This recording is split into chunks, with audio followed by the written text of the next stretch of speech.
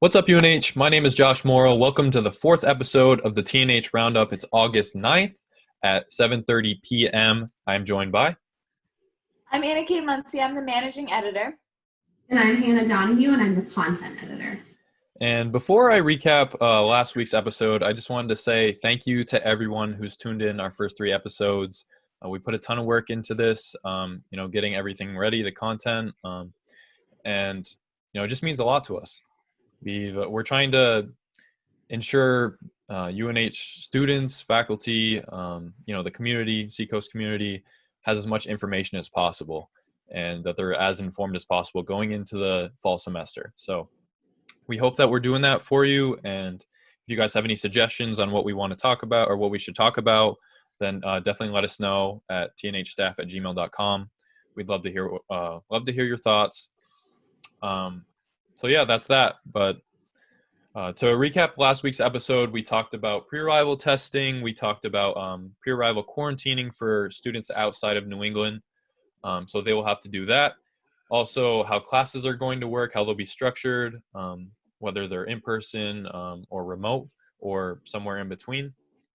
But one of the last things that we touched on was the Durham mask mandate, where the Durham Town Council voted unanimously on the mandate where Durham citizens will have to wear masks around town, in businesses, restaurants, just everywhere pretty much where you're going to be 6 feet away from someone, so they can ensure as much safety as possible, as much health as possible, to prevent the spread of COVID-19.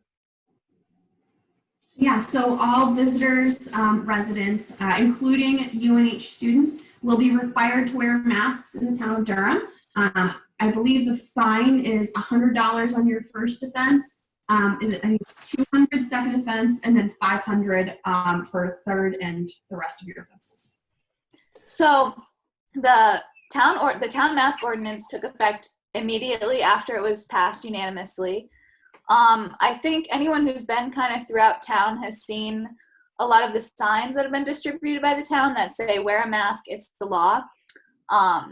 So I thought that was kind of a cool step to take. Wonder what we'll see as far as kind of like signage and kind of advertising of the policies as more and more people arrive in town, because obviously not everyone is checking their news feed throughout the summer. So I thought that was a clever first step, but I'm curious to see kind of what else the town does, how else they communicate with students, because obviously we're getting ready for this huge influx of people in Durham.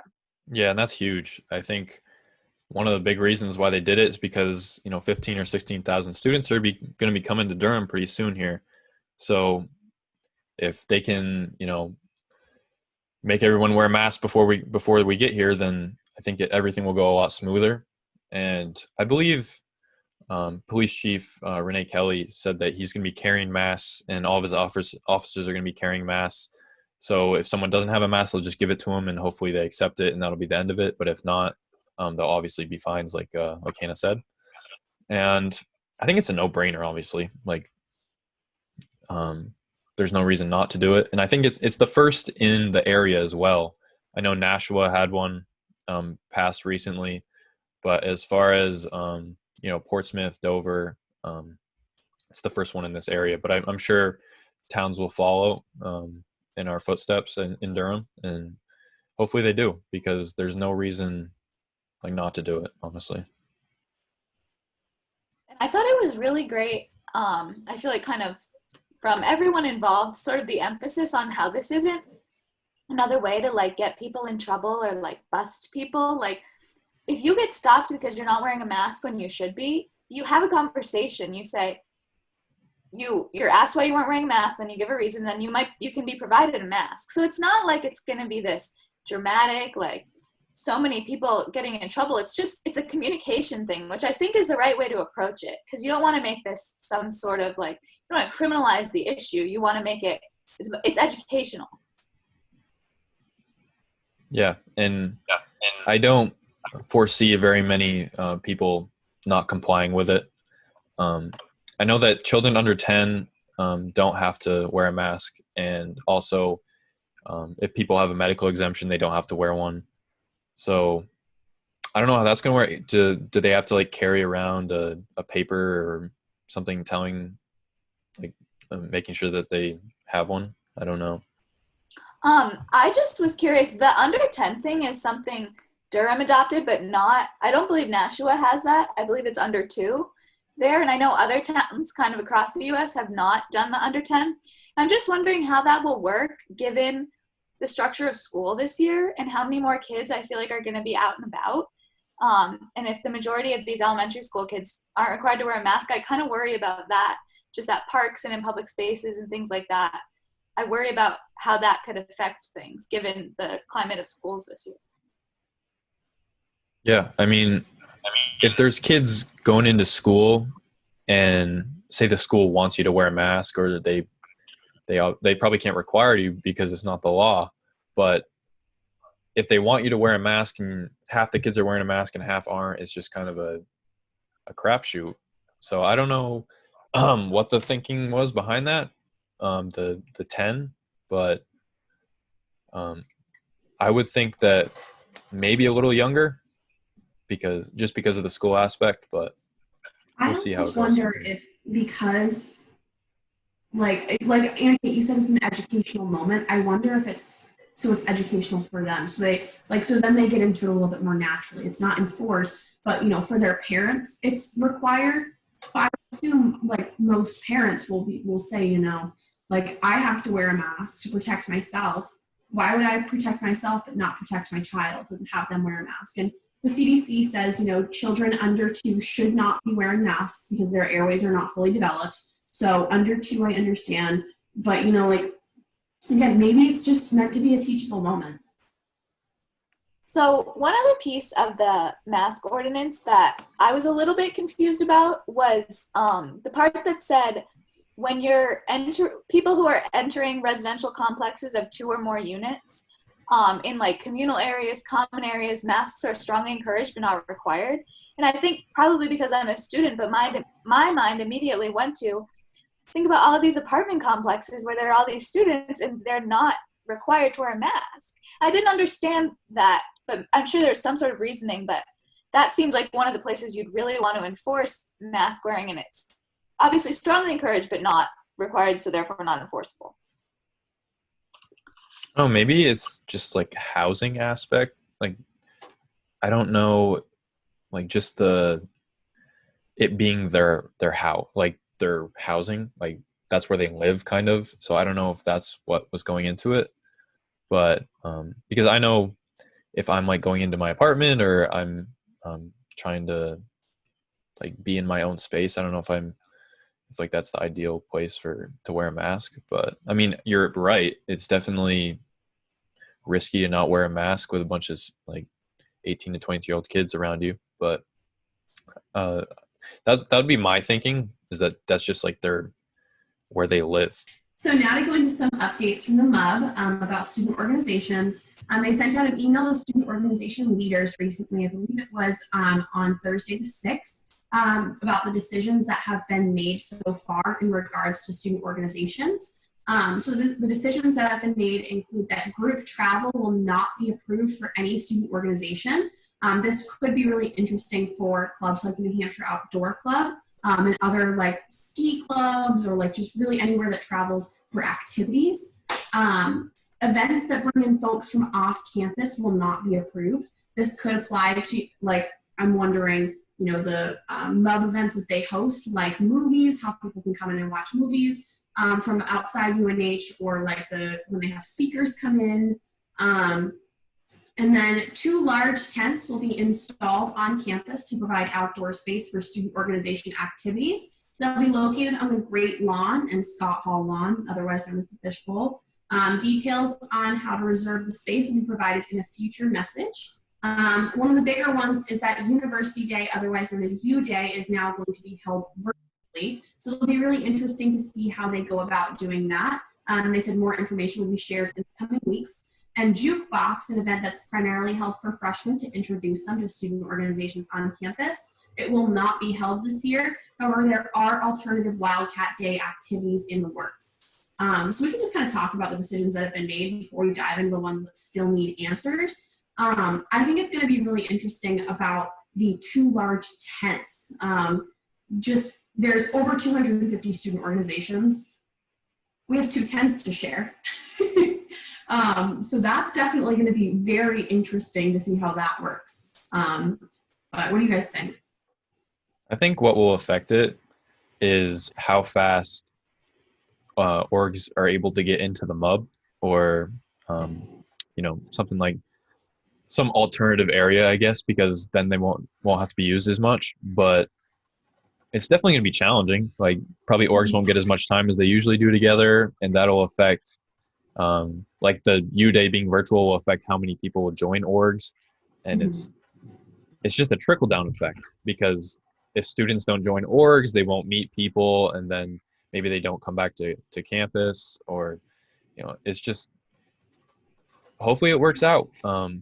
But definitely the 2 tents will be hard, and they'll probably have multiple orgs in there at one time, spaced out. I don't know if they said. Yeah, and if you think about it, U Day is also a huge opportunity for local businesses to advertise. Yeah. So they could be losing out on revenue because of this, unless they figure out a way to do it virtually. But the thing is that one of the bigger draws of U Day is how much free stuff you get. But if it's virtual, you can't really go and get that free stuff. So it's going to be like, they're going to need a little bit more incentive, because you have the barbecue that goes on, you have all the free stuff, you have the games and activities and prizes. And what really makes U Day is everyone being able to come together on Main Street and like meet all these people. It's a very fun event. So I worry about the success of a virtual U Day. Yeah. I think it's going to impact Greek life as well, because Definitely. they're huge on U Day, because if someone's on the fence of going into a frat or a sorority or something like that, and they go to U Day and they meet people, then they'll probably be more interested in joining. I know they can do it virtually this year, but it's going to be a little bit harder to get students going into a frat or a sorority. And also, like, a lot of the events that the frats and sororities have aren't going to be able to happen this year, because they're over 10 people, or so they're going to have bring to in outside people. Yeah. They're going to have to make a shift. So that's probably one of the most interesting parts, is how Greek life is going to work. But I don't know. Yeah. I've been thinking a lot about how everything we've been talking about will affect student involvement, just because I think of myself going into college, and U Day was like, okay, so I'll go with my friends, like I'll sign up for some stuff, but it's so different if I'm going to log into this chat with a bunch of people I don't know and say, hi, I'm Anna Kate, like, tell me about your org. And I don't know, for people who maybe haven't gone to U Day, the way it's kind of set up is it's a table with, like, say the 3 of us, and we're each having conversations with people. So I don't know how that's going to work in this sort of setting, especially if there's more than one org in one chat, or however that works. I don't know. I'm really curious, and I'm really curious if students are excited by that opportunity and feel more comfortable online, or if it kind of drives them away and they think, oh, I'll go next year. Yeah. And I think just, again, like, I know when it was my first U Day, there's so much stuff. And you get the introductory email, and then, like, but you still have that first encounter with them in person. So when you have a virtual encounter and another virtual encounter, it just, I don't know. I feel like something's missing. Yeah. I think the actual, like, setup of how they're going to do it will probably affect it as much as anything. Because if each org has their own Zoom or something, and you're in that Zoom with 20 people, like, how are you going to be able to talk to them if these other 19 people are trying to talk to them as well? Like, I just don't see how that's going to work, but I'm sure they have ideas, people smarter than me, but I like just that whole setup. I'm trying to think of different ways they could do it, and I can't think of anything that would work better than that. So, and I think I also go. You go. Sorry. I also think a lot about how, I don't know, at least for me, like when I would go to the tables and some orgs would really stick out to me, and you would kind of make a connection with someone you spoke to, and then you would see them on campus and you would say hi, and your friend would say hi to the person they met with, and you would kind of build this network and start to feel more confident in yourself on campus. But if it's this setting and then we're all walking around campus in masks, I'm not going to recognize anyone I talk to. So I think that piece of it is going to add like a level of, interesting to campus for sure. Yeah, and I believe SAFC said that they're still trying to work out like budgetary impacts and stuff like that. So I assume like student orgs won't need as much funding this year because like obviously a ton of events won't be able to happen. So we'll see, especially for us, how the budget shakes out. But that's going to impact a lot of stuff as well. So I'm sure that'll be coming out in the next couple of weeks before we get to school. So if you're student org leader, watch out for that. And they also had different plans for like singing and dancing and other groups as well that are like more susceptible to spreading COVID. They didn't say yet, I believe, their updated plans for that, but those are probably going to be neutralized because unless you do it over Zoom like you do everything else, you can't really like sing with a mask on. And like sharing a microphone too. Yeah. So like theater and stuff like that will probably be in like limited capacity. So for questions that do still need to be answered, the mob listed what kinds of in-person student events will be approved. So, you are still going to have to submit for approval for every event that you have. Will student organization offices be available this semester? So, this affects so many organizations. This affects us with our newsroom. So they have yet to say what will be happening with those offices. They're pretty small and not like for us, obviously it's a little bit bigger, but for all of the other organizations, they have fairly small offices. It also kind of makes you wonder how the WUNH, they've been doing things remotely, but they want to get back into their office. And then will rooms being used as classrooms be available for student organization use in the evenings? And then will major events be able to take place? And will non-UNH community members be allowed to continue to attend in-person activities? So still a lot of questions. They're kind of the really big questions and very important and impactful questions that still need to be answered. And this is kind of due to how the mode of operation that we're in. We're currently, I believe, in the orange mode of operation, but we need to be in the yellow mode. We're not there yet, but they want to make sure that all student orgs are connecting with your executive members to discuss the plans and any concerns that you may have. Yeah, and as far as the modes of operation, there's 4. Red is all remote, orange is like limited operations, and yellow is restricted, which has a little more availability, and green is just normal operations as usual. So if you want more information on that, just go to the COVID website on unh.edu. And I believe most student orgs are in red or orange right now because they want to take more of a cautious approach going into the fall semester. And then if everything goes well, they'll just open up everything slowly into the MUB. So I don't think that it'll be a very fast process. I feel like if student orgs get back into the MUB, it won't be until probably 3 or 4 weeks into the school year, just to ensure that everything's working well. It's a well-oiled machine with the testing and self-testing. Everyone's getting their tests in and everything. So it's a yet to be seen if it'll be able to happen, but it's definitely gonna fall on our shoulders as students. So as long as we follow what we're supposed to do, I'm sure that we'll be able to get student orgs back up and running. I definitely think too, if given everything you just said about kind of getting everything going and seeing how students are acting, and if there are a lot of cases, anything like that, I do think that not using the MUB for things like this would be definitely a waste, just because there are a good amount of big-ish rooms, so maybe it's some sort of this club can meet in this room and social distance, things like that. I feel like it would be a waste to not use the MUB just because it's such a huge building with so many rooms. So I think you're right. Once we kind of get things straightened out, I'd hope to see that kind of utilized more.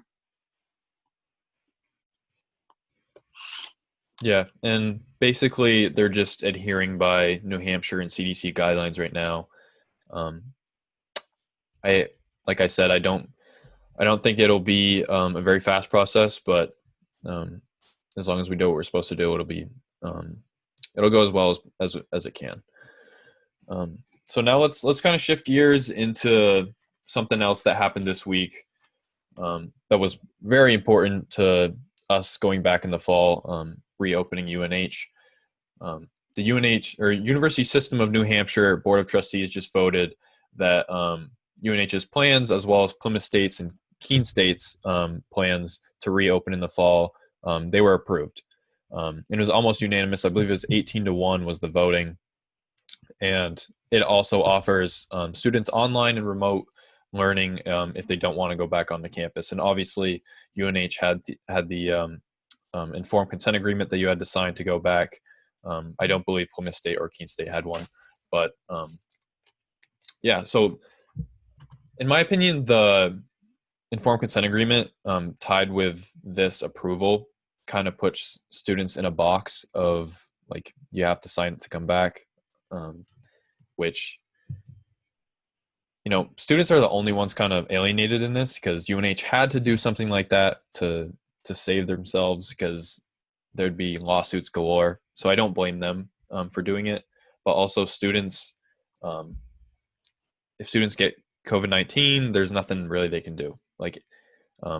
So I think in the next couple of weeks, I think there's going to be a growing amount of students that want to do remote learning, that they'll have to figure out how to probably, deal with that. But I don't know what your guys' views on that, but that's just what stuck out to me was that students really have the only raw deal in this. I don't know what your guys' thoughts are, but One thing I kind of noticed as I was reading up on this was that, so all of the presidents, so Melinda Treadwell, Donald Burks, and Jim Dean, are the presidents of Keene, Plymouth, and UNH, are all ex officio members of the Board of Trustees. And so I saw Plymouth's president, Donald Burks, make a statement, and he kind of, the idea was that he said, like, we know we're taking a real risk, but it's a managed risk, which I thought was interesting, because obviously everything they're doing, they're working so hard and trying to manage what'll happen, but there's a lot with a college town and a college campus that you can't manage. And I thought that was interesting, because obviously that's the right way to look at it now, but I worry that in a semester or two, in like a week or two into the school year, will we still feel that way about the plans? yeah.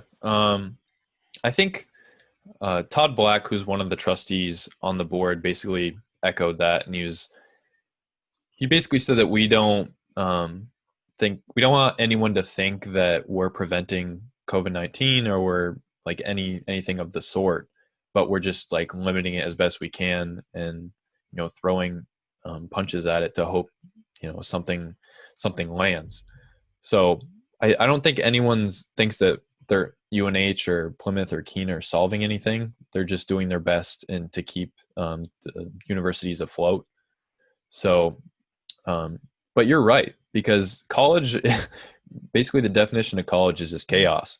So anything can go wrong at any time. So, and that's the beauty of it too, because people are growing up, people are trying to learn, and in a college environment, a ton of things can happen. So, you're right. I mean, it could go great, it could go terrible, but I think the risk that they're taking is as calculated as possible.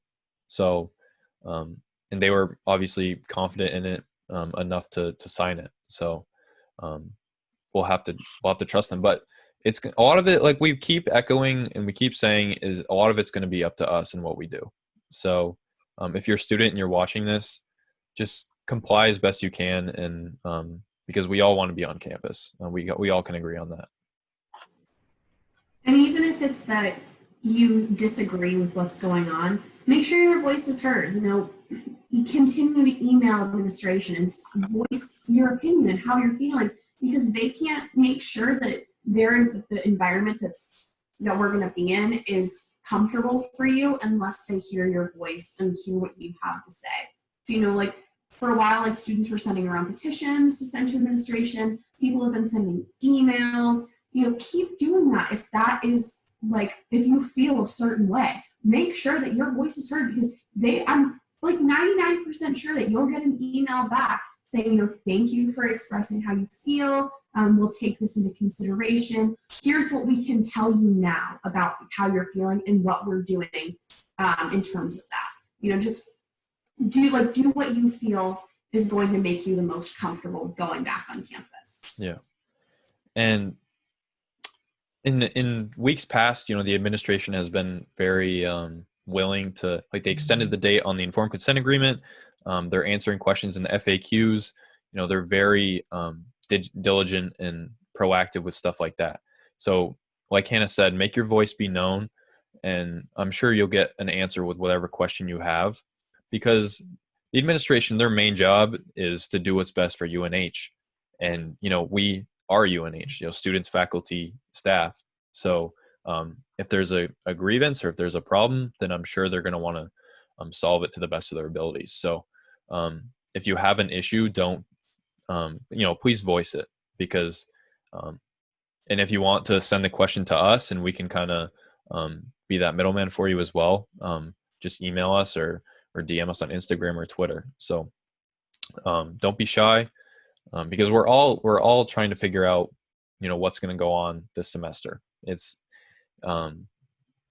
there's questions galore. So please don't keep them in. Another event that's on the books for this week is the phased move-in. It will be beginning tomorrow, August 10th, Monday.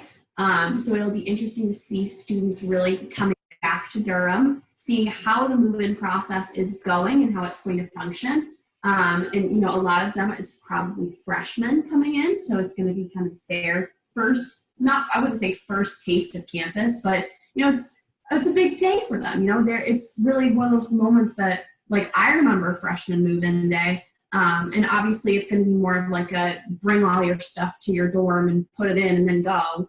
But it's going to be an interesting way to see how it functions.